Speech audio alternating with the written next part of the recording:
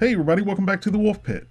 Casseroles. They're hearty, nutritious, and delicious. They're easy to make, and you can make them with all sorts of things. And most of all, they're cheap to make. You can make a meal for your whole family for $10 or less. That's right, a real meal for your family for $10 or less that's hearty, nutritious, and delicious.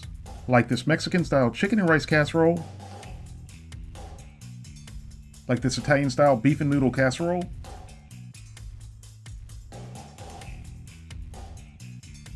This redneck casserole? Well, most of the casseroles are nutritious, but it's still hearty and delicious. And you can even have a casserole for breakfast, like this Big Country breakfast casserole. And a Big Country breakfast casserole isn't the same without sriracha sauce. And here's another budget casserole you can make for under $10. No Peak chicken and rice casserole. And I know it doesn't look like much, and it's not very pretty, but I mean to tell you, this is one of the easiest recipes you'll ever put together. You can have this recipe put together and into the oven in literally 5 minutes or less. And here's how to do it. In a 9x13 casserole dish, add 2 cans of cream soup. You can use any kind of cream soup you like. Cream of mushroom, cream of chicken, cream of celery, or cream of cream. I don't know, add what you like. Any of them will work. But I thought I'd kick it up a notch and use a can of cream of mushroom soup with roasted garlic and cream of chicken with herbs. I'd never seen these 2 kinds of cream soup before, so I figured I'd give them a try.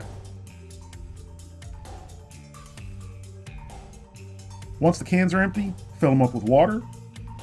Give the water a good mix to get the residual soup out, and then pour them into the casserole dish.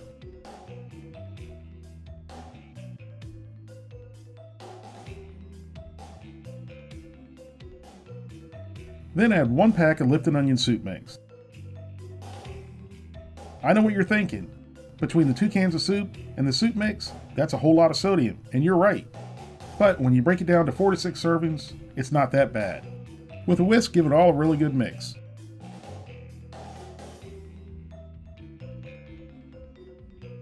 And make sure you get all the clumps of the condensed soup broken up.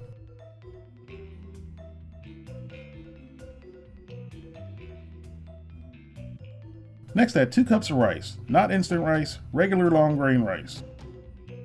If you want to use brown rice instead, that'll work, but the amount of water will need to be changed accordingly. Give it all a good mix to get everything well combined. Now it's time to add the chicken.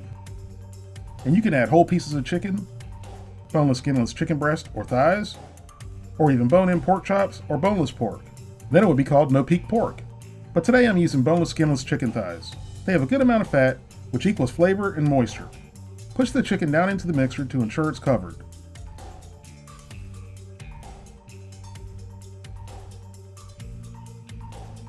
Then tightly cover the casserole dish with aluminum foil. Now it goes into a preheated 350-degree oven for 2 hours. And don't peek, which is the hardest part when the aroma fills your house. But after waiting 2 hours, you get the rewards of patiently waiting. And it's definitely not the most appetizing looking dish. But the simplicity, flavor, and heartiness of this casserole makes up for it. If you want to add some color to the top, pop it under the broiler for a minute or 2. But I couldn't wait any longer. I had to dig in right away. And if you wanted to add some vegetables, you could, but I wouldn't add them in the beginning, or they're going to simply turn to mush. I'd add them at the halfway point. But then if you do that, it's no longer no peak chicken, because you got to peek to add the vegetables.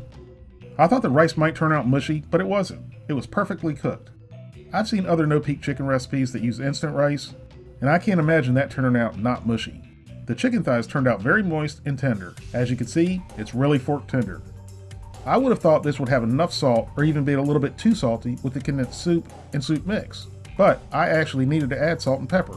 Next time I make this, I'd add pepper in the beginning, but I'd wait to add salt at the table. You can always add more if you need to, but you can't take it out.